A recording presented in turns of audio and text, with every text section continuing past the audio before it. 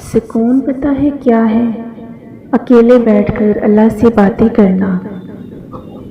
قیامت کا دن ہوگا، ہر انسان پکارے گا نفسی نفسی۔ اچانک ایک آواز آئے گی، یا ربی امتی یا ربی امتی۔ قربان جاؤں وہ ہستی محمد صلی اللہ علیہ وآلہ وسلم ہوں گے۔ ہمیشہ بولنا نہیں پڑتا، تمہارے آنسو بھی اللہ سے باتیں کرتے ہیں۔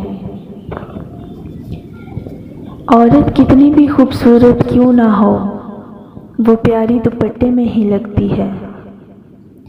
قیامت والے دن اعلان ہوگا کہ نظریں جھکا لو، فاطمہ بنت محمد صلی اللہ علیہ وآلہ وسلم گزرنے لگی ہیں۔ عورت پر پردہ ایسے جچتا ہے جیسے قرآن پاک پر غلاف۔ میں نے یقین کہ ہر درجہ پر اپنے اللہ کو پایا ہے۔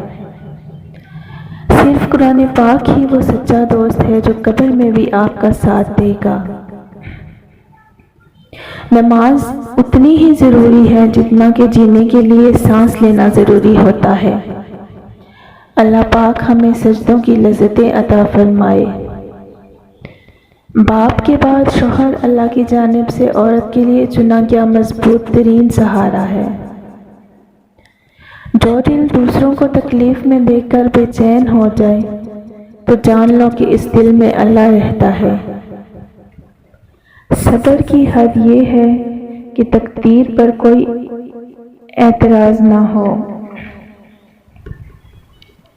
اور پھر اللہ نے فرمایا، اے موسیٰ، میں اولاد کے ذریعے بیٹی بھیجتا ہوں جب میں بے حد خوش ہوتا ہوں۔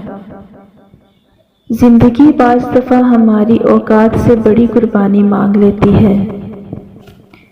توڑنے والے ہزار بیٹھے ہیں، جوڑنے والا صرف اللہ ہے۔ اللہ فرماتا ہے، سب کو چھوڑ کر اندھا اعتبار کر لو مجھ پر، یقین کرو میں اپنے وعدوں کا بڑا اونچا ہوں۔